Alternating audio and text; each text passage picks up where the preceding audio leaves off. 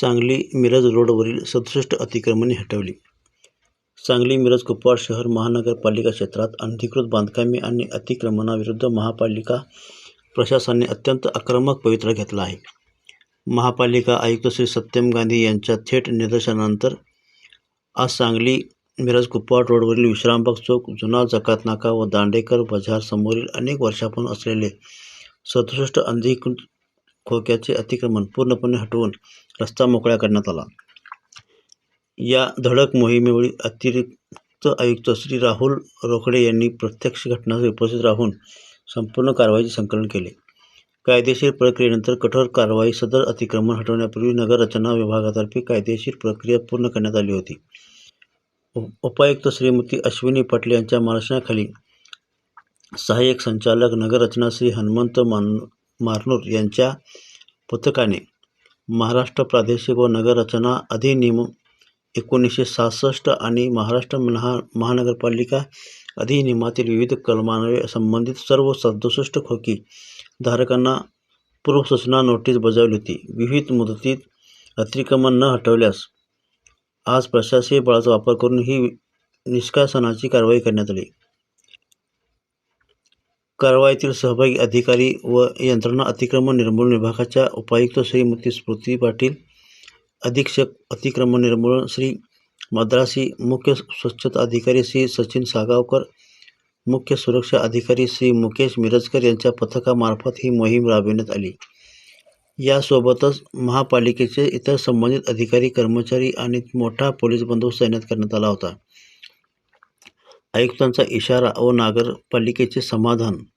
अनेक वर्षापासून या अनधिकृत खोक्यामुळे सांगली नागरिकांचे समाधान. अनेक वर्षापासून या अनधिकृत खोक्यामुळे सांगली मिरज पूर्व मुख्य रस्त्यावर वाहतुकीची मोठी कोंडी होत होती. हे अतिक्रमण हटल्यामुळे रस्ता रुंद झाला असून नागरिकांनी प्रशासनाने या धाडसी भूमिकेचे उत्स्फूर्त स्वागत केले आहे.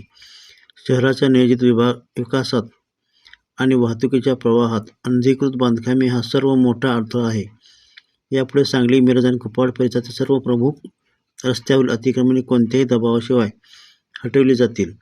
नागरिकांनी सार्वजनिक जागेवर अतिक्रमण करू नये, अन्यथा जप्ती व फौजदारी कारवाईला सामोरे जावे लागेल, असा इशारा सत्यम गांधी आयुक्त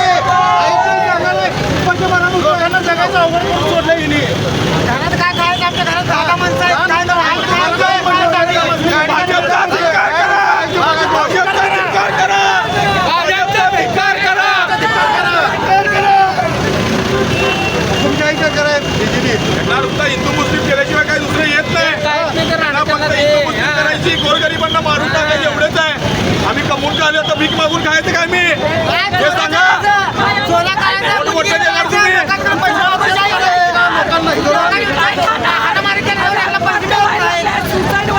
कशासाठी? लोकांच्या गरीबाच्या पोटावर पाय आणून तुम्हाला काय मिळालं?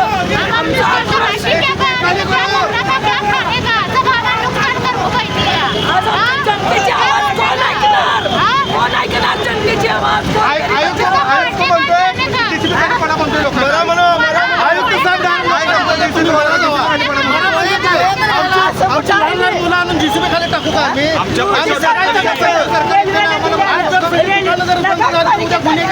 दुसरं काय होणार नाही.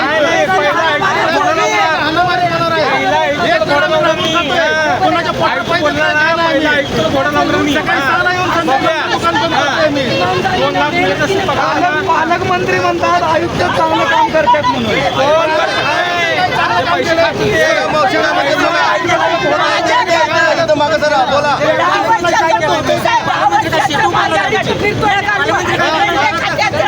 रेल्वे स्टेशनची जागा आहे, नगरपालिकेचा आयुक्ताचा काही संबंध आहे? तुम्हाला लागल्याशिवाय राहणार 50 वर्ष झालं आम्ही गोरगरीब पोट भरणार आहे. आमच्या लहान फरक पडतंय.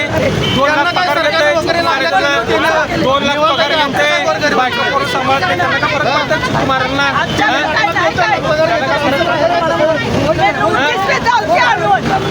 फरक पडतं. बेकायदेशीर सगळ्या गोष्टी चालल्या.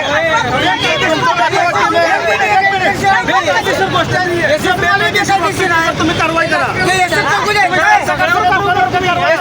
बेकायदेशीर आहे.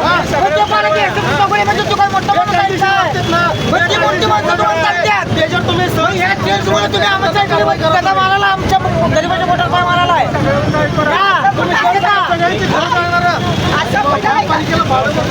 तुम्ही बोला आमच्याकडं महापालिकेकडनं बोला महापालिकेकडून नाही महापालिकेच्या विरोधातून